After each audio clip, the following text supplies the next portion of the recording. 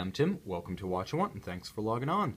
Today we're looking at the Girard-Perregaux Ferrari Chronograph, reference 80-20, 38mm in alternately brushed and polished stainless steel. This Girard-Perregaux Ferrari is, like all of the watches featured on our YouTube channel, actual inventory in stock and available for immediate purchase and delivery on our retail website, watchyouwant.com. And if you like getting the latest news, views, and reviews daily in video format, please subscribe to our YouTube channel, Watch You Want Inc.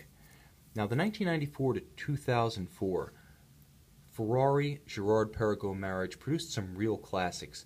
While not every matchup of an automotive and luxury watch brand produces uniformly excellent results, this one was a match made in heaven. And you can see that 38mm is the perfect size for a traditional motorsports-inspired chronograph. Now, those old Paul Newman Daytonas were really between 36 and 37mm, and this watch takes all of the classic elements of the tri-compact chronograph design. It takes the beautiful interplay of gorgeous, full-sized lugs able to express themselves on a traditionally sized case and a distinct double-stepped bezel to create a powerful, strong, and upscale image that's every inch the equal of the reputations of Girard-Perregaux and Ferrari. Now you can see on my wrist, 6 1/3 inches, 16 centimeters in circumference, the watch is perfectly sized. Now my wrist is a little bit below average for a guy, but the bottom line is the profile, flattish across the top, oval in shape, is very typical. So I can wear this watch well. Rest assured, you'll be able to wear this watch well, even if your wrist is quite burly, because this watch has immense character, definition, and a lot of strong lines that reinforce the aesthetic impact of the watch. But the star of the show is that lacquered blue dial, and I'll get to that in a moment. I don't want to overlook the quality of the bracelet or the case. Now, Girard-Perregaux boasts a lot of in-house competencies, and one of them is the manufacture of its own cases, bracelets, and clasps. So what you're getting here is exceptionally refined by any measure. You can see that although it is a simple round watch in construction, because it's not oversized, the lugs are able to read as distinct, beautifully formed, full-figured separate elements in their own right. They're not cropped down to stubs like you can see on an oversized watch, where the watchmaker essentially swells the case and then trims in the lugs to try to get it to fit a human wrist.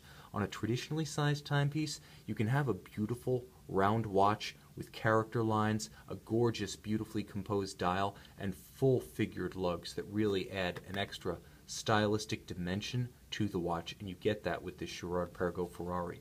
What you also get is exceptional contrast in the finish. Now you can see the bezel, from this vantage point especially, is double-stepped, so while the sides of the case and the flanks of the lugs are polished, you can see that only the very outer shoulders of the bezel, the double-step elements, are polished. You can see the elements on the hoods are straight-grained, brushed, quite beautiful.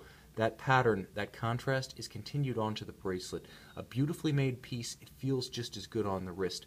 I like to call out the best bracelets for the channeling in between their links that will neither pinch skin nor pull hair. Girard-Perregaux aces by that measure. Aesthetically, just as good. You can see that contrast, and you can see the detailing. This is not a simple or oversimplified three-link design. This is one that has a lot of nuance to it.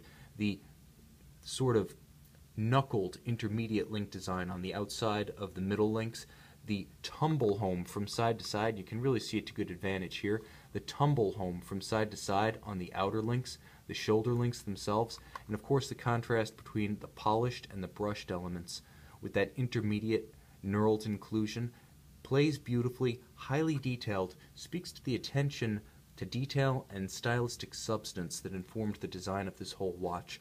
Likewise, you can see the dial lacquered, almost a translucent blue. It explodes in the light, and it plays with a beautiful contrast relative to all of the painted Arabic numerals on the dial itself. Now, I have to say that although the Cavallino Rampante is present right at 12 o'clock, let me get the hand of the watch out of the way so you can see it to good advantage. The bottom line is, although it is clearly a Ferrari-inspired motorsports chronograph, it's one of the most discreet, refined, and tasteful automotive co-branded watches I've ever encountered. This watch succeeds as a luxury chronograph on its own terms, and then, when the discerning connoisseur looks, he sees the Ferrari crest, but it's not the dominant feature of the watch.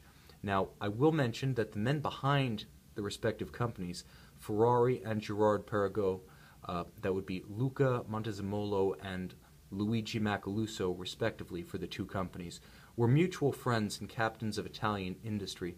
Montezmolo came into control of Ferrari after the death of the founder Enzo Ferrari, and in the early 90s he was restoring the luster to the brand. Likewise, Luigi Macaluso bought into Girard-Perregaux in the early 1990s, and he saw the partnership with Ferrari, as well as the launch of the company's first manufacture movements, high complications, and a whole series of improvements to their manufacturing, quality control, and artisanal facilities as the key to reestablishing the luster of Girard-Perregaux after the quartz crisis. And together, they experienced something of a golden era in the 1990s, and the Girard-Perregaux for Ferrari chronograph was really an icon of that. This is considered the iconic and definitive G-P Ferrari. There were many models, but this is the one that comes to mind when people think of the series. Perfect proportions, outstanding detailing, with the simplicity and the inspired energy of the best historic 1950s, 60s, and 70s tri-compacts motorsports chronographs. This watch doesn't have to try too hard to be cool. It just is. Now, the elements of the watch on the case back speak with an eloquent simplicity of the relationship between Girard-Perregaux of La Chaux-de-Fonds, Switzerland, and Ferrari of Maranello, Italy. It's a nice, simple, reflective, mirror-polished, solid case back, old school. Now, it is individually numbered, just like the dial itself. It doesn't have to work too hard to be cool. It's a composition from any angle that plays as classic, perfectly proportioned, and immediately appealing. The fact that it's also intertwined with the resurrection era of the great Ferrari marque, as well as the concomitant rise of Girard-Perregaux in the pantheon of high horology, is just the icing on the cake. But this watch succeeds as a chronograph on its own terms as a Girard-Perregaux. The Ferrari, as I said, is just the cherry. Now, it's immensely comfortable because of the balance between the watch head unit and the bracelet and the clasp, and it is an outstanding double deployant clasp, beautifully made and beautifully finished. This is where Girard-Perregaux's heritage in making clasps, cases, and bracelets really comes into play, because every part of this watch is aesthetically and ergonomically superb. Nothing feels like an afterthought, and even the polished inner links of the deployant are just as attractive as the most prominent portions of the bracelet and the case itself. That's the mark of quality.